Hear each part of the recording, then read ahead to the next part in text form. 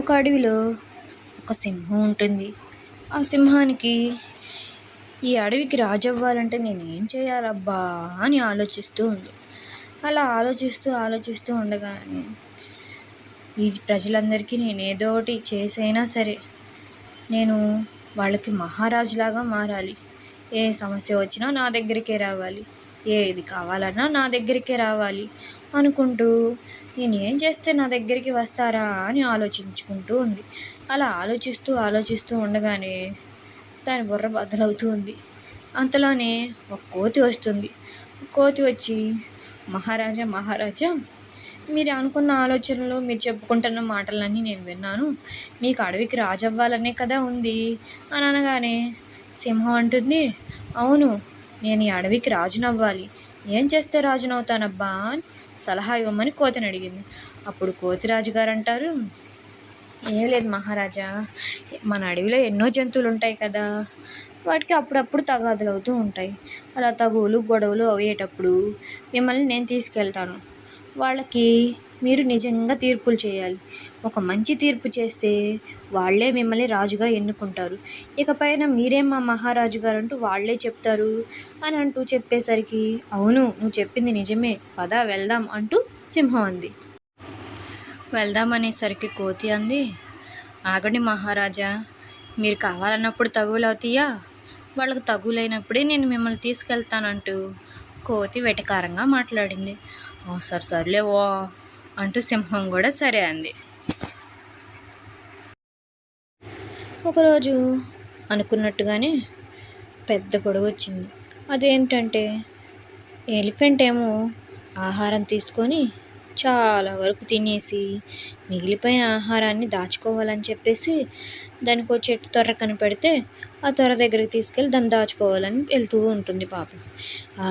నేను ఎంతో బాగా ఆహారం తిన్నాను, మరలా రేపటికైనా నా ఆహారం నాకు ఉంటుంది కదా అని చెప్పేసి ఇక్కడ దాచుకుందాం అని నేను అనుకుంటూ అక్కడ దాచిపెట్టింది ఏనుగు.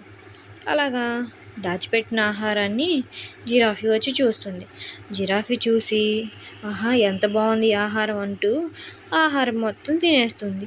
చాలా బాగుంది, ఎవరు తెచ్చిపెట్టారో మరి, నా కోసమేనా ఇంత మంచి ఆహారాన్ని ఇక్కడ తీసుకొచ్చి పెట్టారు అంటూ నిదానంగా తింటూ ఉంది.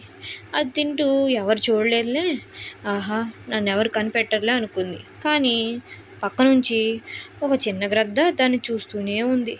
ఈ జిరాఫీ ఎంత దొంగది, పాపం ఏనుగు కష్టపడి ఆహారాన్ని తెచ్చుకుంటే అది వచ్చేసి తినేసి వెళ్ళిపోయింది. నేను చూశాను కదా, ఏనుగు రాగానే చెప్తాను అని అనుకుంటూ ఏనుగు కోసం ఎదురు చూస్తూ ఉంటుంది. పాపం అది ఎంత కష్టపడి తెచ్చుకుంటే ఇది ఒక్కసారిగా తినేసింది అంటూ తిట్టుకుంటూ ఉంటుంది. ఏనుగు రావాలి, నేను చెప్పాలి అని అనుకుంటూ ఉంటుంది. ఏనుగేమో దాని ఆహారం కోసం తిరిగి మరలా వచ్చింది. నిన్న మంచి ఆహారం దాచిపెట్టాను కదా, ఈరోజు నేను తినటానికి అది ఉంటుందిలే అని చెప్పేసి తినటానికి నిదానంగా మరలా బయలుదేరుతూ వెళ్తూ ఉంది. అలా వెళ్తూ ఉండగానే నిన్న అసలు ఎంత బాగుందో పిజ్జా, ఆ రుచి ఈరోజు మరలా ఉంటుందా అనుకుంటూ గంతులు వేసుకుంటూ ఆనందంగా దానికి వెళ్తూ ఉంటుంది. వెళ్ళేసరికి అక్కడ దాని పిజ్జా లేదు. పాపం కూర్చొని బోర్ని ఏడుస్తూ ఉంటుంది.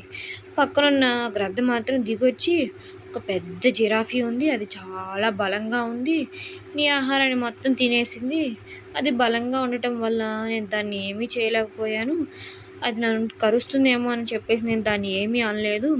ఈ అడవికి మహారాజు గారు ఉన్నారు కదా, వాళ్ళకి చెప్దాము, నీ ఆహారాన్ని అదే దొంగిలించిందో లేదో అదే చెప్పిద్ది అని చెప్పేసి ఏనుగుకి సలహా ఇచ్చింది. సరే అంది ఏనుగు కూడా. అడవిలో అన్ని జంతువులు కలిసి సమావేశం అయ్యాయి. నేను తెచ్చుకున్న ఆహారాన్ని జిరాఫీ తినేసింది అంటూ ఏనుగు ఏడుస్తూ అందరికీ చెప్తూ ఉంటుంది. జిరాఫీ ఏమో ఆడుకుంటూ సరదాగా, నేనేం తినలేదు, నాకేం సంబంధం లేదు అంటూ కొంటెగా సమాధానం ఇస్తుంది.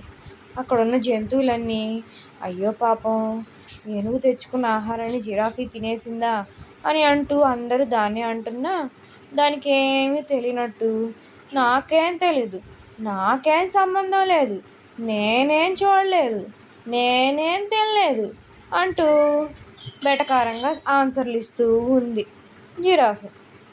కానీ పక్కనున్న గద్దేమో కాదు నువ్వే తిన్నావు నేను చూశానంటుంది. నేనేం తినలేదయ్యా, నాకేం తెలియదయ్యా అంటుంది జిరాఫీ. పైనున్న కోతి మాత్రం వాటిని గమనిస్తూ ఉంది. ఆహా, సింహం రాజా గారికి ఇప్పుడు వచ్చి తీర్పు చేయాలి, ఆయన వస్తేనే తీర్పు జరుగుతుందంటూ సింహం కాడికి వెళ్తుంది. సింహం మహారాజు దగ్గరికి వెళ్ళి జరిగిన విషయం అంతా చెప్పింది. అక్కడ పోట్లాడుకుంటున్నారని సంగతి చెప్పేసరికి తీర్పు కోసం సింహాన్ని తీసుకెళ్తూ ఉంది కోతి.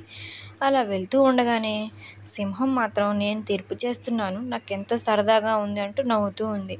పదండి మహారాజా, మీరు వచ్చేసరికి వాళ్ళు తగాదలాడుకొని జుట్లు పట్టుకొని పీక్కునేటట్టు ఉంటారనేసరికి ఇంకా సింహం ఏమాత్రం ఆలస్యం చేయకుండా గబ్బా గబ్బా గబ్బా గబ్బా ఫాస్ట్గా పరిగెట్టింది. నేను ఎలాగైనా తీర్పులు చేయాలి, ఆ తీర్పులో నేను వాళ్ళందరికీ న్యాయం చేయాలి అంటూ పరిగెడుతూ ఉన్నారు. అసలు ఏం జరిగిందో చెప్పండి అంటూ సింహం అడగ్గా ఏనుగేమో నేను తెచ్చుకున్న ఆహారాన్ని ఈ జిరాఫీ తినేసింది అని చెప్తుంది. నేను తినలేదు అంటే తినలేదంటుంది జిరాఫీ. కానీ పైన ఉన్న పక్షిరాజు అదే గ్రద్ద మాత్రం నేను చూశాను, అది తెచ్చుకున్న ఆహారం మొత్తం తినేసి మెదలకుండా ఏం తెలియనట్టు మాట్లాడుతుంది అనేసరికి సింహం ఒక్కసారిగా అరిసింది. అరిసేసరికి జిరాఫీకి కూడా భయం వేసి అయ్యా మహారాజా, నేనే తిన్నాను, ఆకలి వేసేసరికి తిన్నాను, నన్ను క్షమించండి అనేది. నాకు కాదు క్షమాపణ చెప్పాల్సింది, ఏనుగు చెప్పింది సింహం. ఏనుగు, నన్ను క్షమించు, నీ ఆహారాన్ని నేనే తిన్నాను, ఈ పని మరలా చేయను అంటూ ఏనుగు క్షమాపణ అడిగింది జిరాఫీ. అలాగే ఏనుగు కూడా నువ్వు క్షమాపణ అడిగావు కదా, నేను నిన్ను క్షమించేస్తున్నాను, ఇలాంటి పనులు మరెప్పుడు చేయనని చెప్పావు కదా, సరే మన ఇద్దరం మంచి ఫ్రెండ్స్ లాగా ఉందాం ఇక పైన అంటూ ఇద్దరు మంచిగా ప్రేమను కురిపించుకుంటూ ఉన్నారు.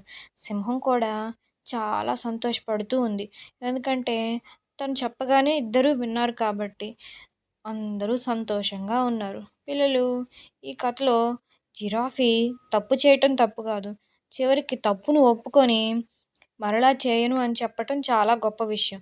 అలా ఎంతమందికి ఉంటుంది, తప్పు చేసి కూడా నేను ఇక చెయ్యను, ఈ తప్పు నేను చెప్పటం. అలాగా మీరు కూడా ఉండాలి. తప్పులు చేయటం సహజం, కానీ వాటిని మరలా చేయకండి.